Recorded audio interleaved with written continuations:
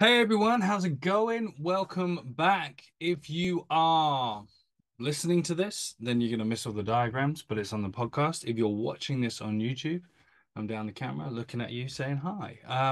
So I've had a lot of questions about my current training and what training I'm doing at the moment. So I'm going to explain it. And I'm going to give you the first few bits and pieces where my training has currently got. But first of all, I'm going to give you the backstory. So I kind of really did actually fall off my training quite aggressively for a decent while.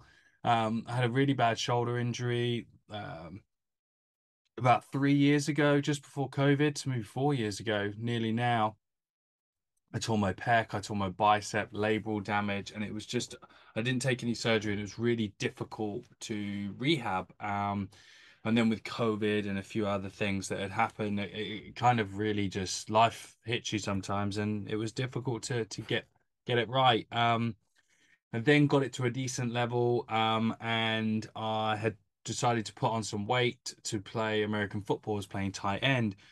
And then I got myocarditis and some heart effects from the COVID vaccination and didn't train for 3 months. And that weight didn't really do much and turned into poor body composition and a really big decline in my own fitness and worked my way back and then started playing American football but really not physically prepared for it.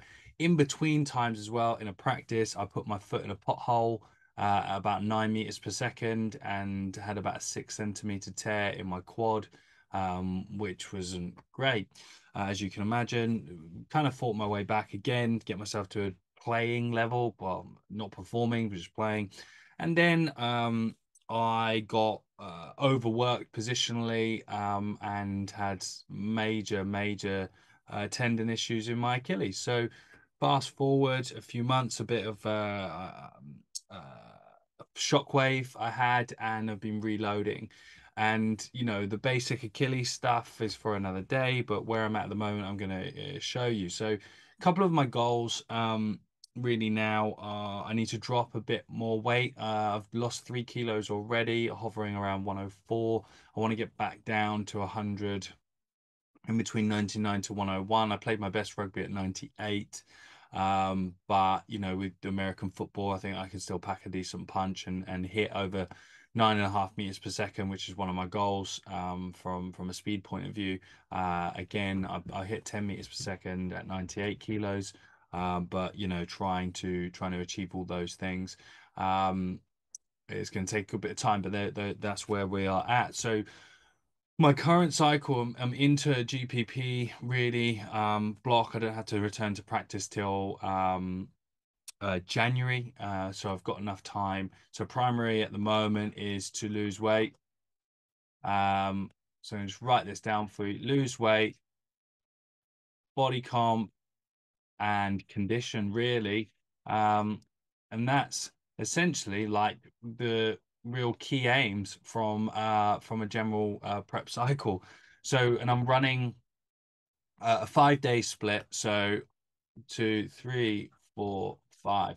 I have three weight room workouts, which are day one, day three, day five. Um, no, excuse me. Day four.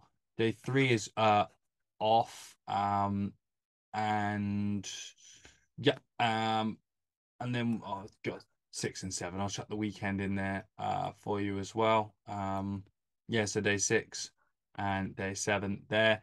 So typically training Monday, Tuesday, Thursday, Friday. But what I can do and what I have done, the reality of training, this fifth session I can push to day 6, because just if I need that extra day off, and I have.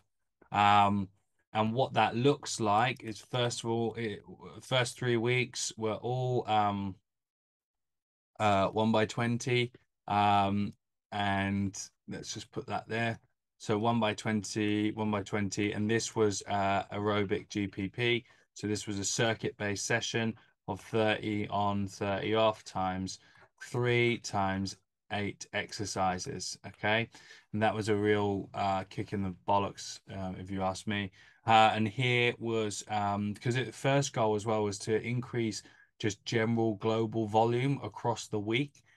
So here was treadmill walk, every treadmill walk. So I had three weight room sessions and two conditioning sessions, and started off with just 60-minute treadmill walks.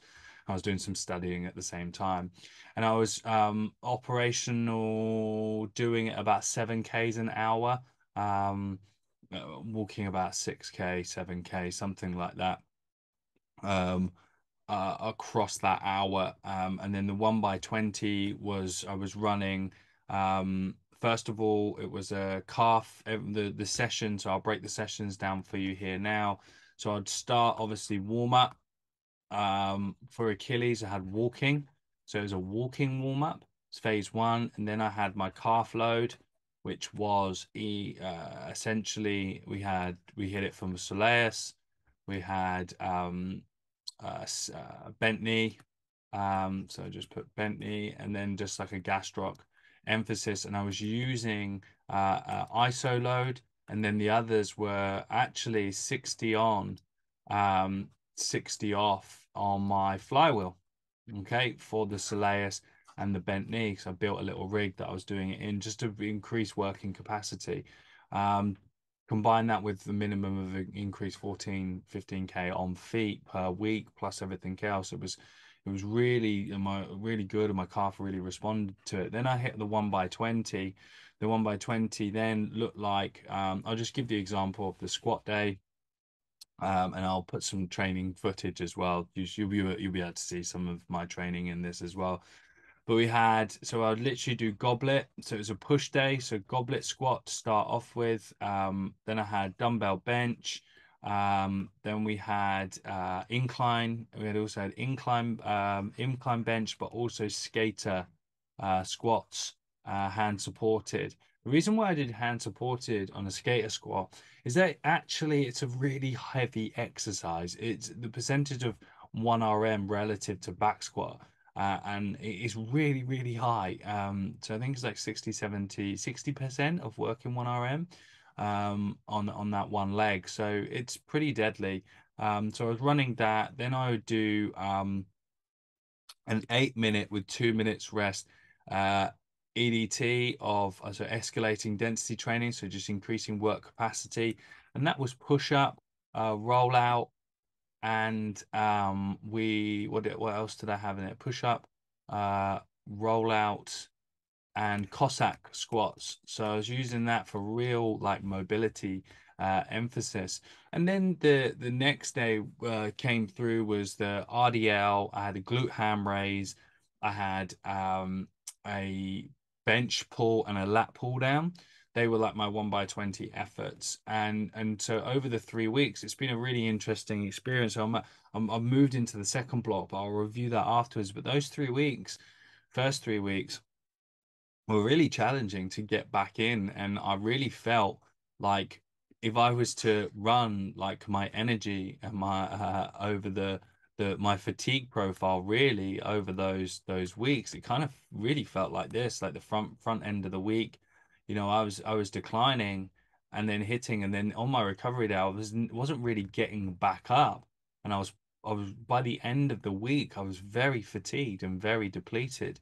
But as the obviously the aerobic system, it's adapted. I was coming in with a higher energy and bouncing back at a higher level, and kind of like finishing. So my overall work throughout the week was going up, but my energy was going up, and I was recovering better. And then now what I found is the front end is good, then the middle I'm getting back to baseline, and then it's kind of like tapering off. So I know in myself I've got some real good adaptations happening. And I'm just about to go on holiday, so the next cycle I pushed it earlier, and really have overreached, and I can really feel that. And a couple of indicators, noticeable inflammation in my body, and my joints are sore, swelling around the feet. It's a hereditary thing, but I notice it when I'm tired and bits and pieces for me. Resting heart rate has actually gone up. And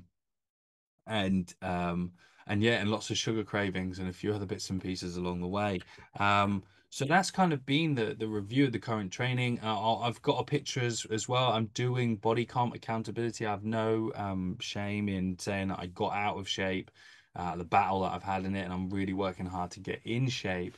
Um, and now, like the story goes, like I'm moving into a 1 by 15 block to keep maintaining that general stuff and changing the way and introducing more speed elements into my program and more preparatory speed elements.